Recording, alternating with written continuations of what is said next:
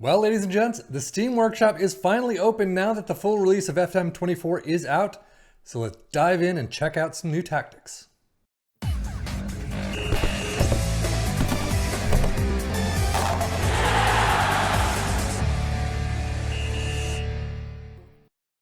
Yep, you heard me right. The Steam Workshop is finally open, so you can go ahead and download whatever tactics you can find. Unfortunately, what it seems a lot of people have done is taken their FM23 tactics and just re-uploaded it to FM24.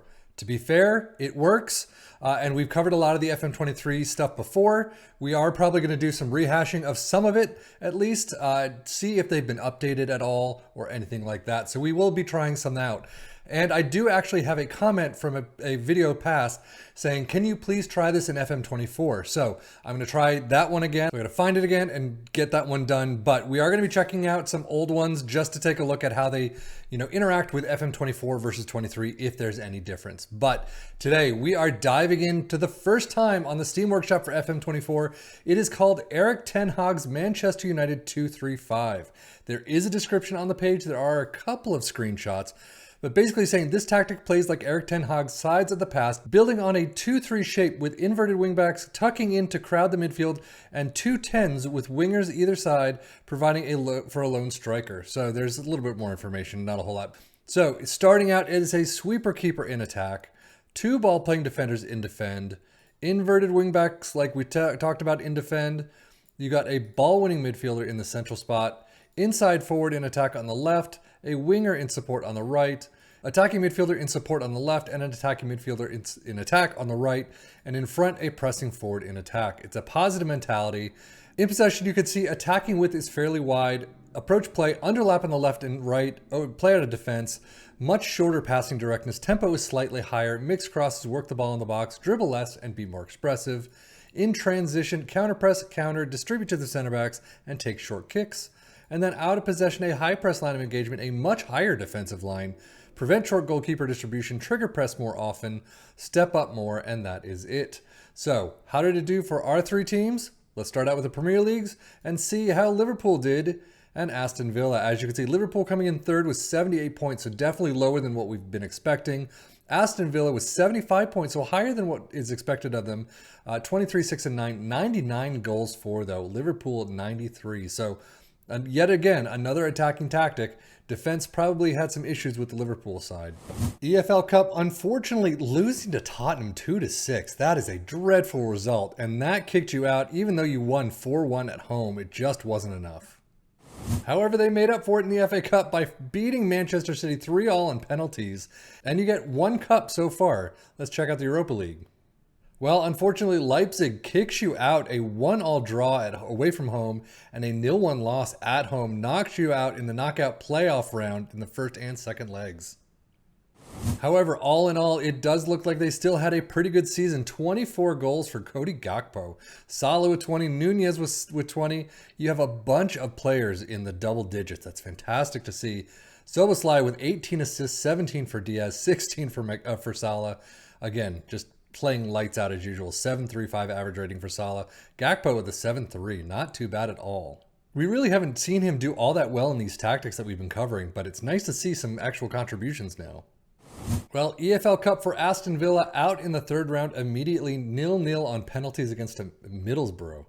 And then you got Man City kicking you out in the 5th round of the FA Cup 4-7 in extras. Their extra time was insane. And unfortunately, Marseille kick you out of the Europa Conference League in the round of 16. 0-3 away from home, but 2-1 win at home. Still nowhere near good enough. Squad-wise for Aston Villa, again, a lot of games there, a lot of good stats here. 23 goals for Ollie Watkins, Diaby with 21. That is definitely a good result. Assists-wise, Tielemans with 14, 13 for Diaby. Nyquat as good as we've seen before, but 7.45 for Diaby, and Leon Bailey with a 7.34. That is a lot of green, and it's a lot of good-looking stuff right there. Data hub wise, all in all, looking fantastic in attack. Again, a lot of these numbers would be nice to be grown a little, but overall, you've done a fantastic job in attack. Defensively, yeah, a little shaky. You've got some numbers that aren't there. And if we look at Aston Villa, similar, unfortunately, just not nearly as much, although these attacking numbers are pretty high up there. But again, some lack of defensive numbers there, but overall, still not too bad. Stats-wise, again, I'm fully expecting attacking all out. Most goals, Aston Villa with 99. Liverpool not too far behind with 93, but Man City's 88. I mean, attacking-wise, definitely did it. Fewer shots against, you got Liverpool. Most possession, Liverpool does have 61%. That's pretty nice. So it looks like a nice possession attacking-based tactic is pretty up there. Most dribbles made, of course. Tackles made, nobody. No, best pass completion there to let down in the 89s. Most shots for, of course. I mean, if you got most goals, most shots, hopefully will be up there. 565, 535. We've seen better attacking tactics, I have to say, that have done a lot more and a lot stronger attacking numbers. But, you know, overall, this is not too bad. So yeah, most goals, you do have McGinn in there with 19. Wow. Cody Gakpo with 16. Most assists, Bernardo Silva with 13. Salah, Zaniolo, Diaz, McAllister, they're all on the, I mean, I can't say average numbers anymore. They are on the high side, but pretty nice anyway. Most player of the match award, you got McGinn and Salah in there. So overall, I mean, not too bad. Diaby and Salah in with most dribbles made. Wow. 177, not too bad. Some of these stats just don't have anything. Most shots still was Zaniolo and Zaniolo.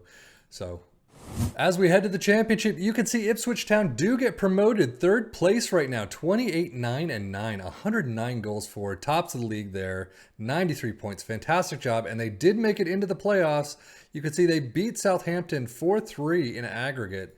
And then in the playoff finals, you get Norwich beating them in penalties. Out in the EFL Cup third round, 0-2 against Manchester City. Out in the FA Cup fourth round, 0-1 against Preston. Squad-wise, look, 42 goals for George Hurst. Holy cow, that's insane. All the way down to 15 for Chaplin. Assist-wise, 16 for Wes Burns. Chaplin with 15, not too bad. You do have it a little bit spread out. Average rating, though, 7.41 for George Hurst. Absolute monster right now this season. So, Skybet Championship stats, you could see most points, they are up there with 1.9. Most goal, or points per game, I should say. Most goals, though, clearly 115. Norwich, I mean, 109, so maybe not as clear, but still doing very well on the attacking side. Fewer shots against, though. Defensively, not too bad. Possession all the way up there with 61%. Fantastic to see. I mean, they do have some numbers, most dribbles made, but no tackles won. You got best pass completion. So they are in here. And if I look at the player overviews, I'm sure George Hurst is going to be right there. 38 whopping goals. I don't know what the most goals is for the championship, but 38 is a fantastic result, I would imagine. Most assists, Chaplin and Burns.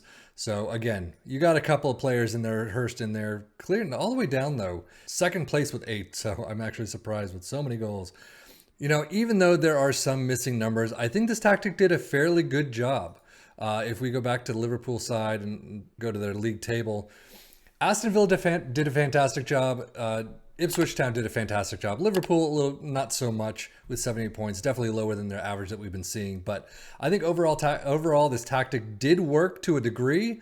I just think if you're on Liverpool, I don't know what it'd be like with Man City. I don't know. I haven't tried it with Manchester United, but you may need to tweak a couple things here and there to get it to work. I mean, that is a very high back line. Liverpool usually loves that, but sometimes it just doesn't work out. You know, still third place. What can you say? So anyway, that is it for me, Seffian FM for the Football Manager blog channel, saying thank you as always for watching. Take care and enjoy.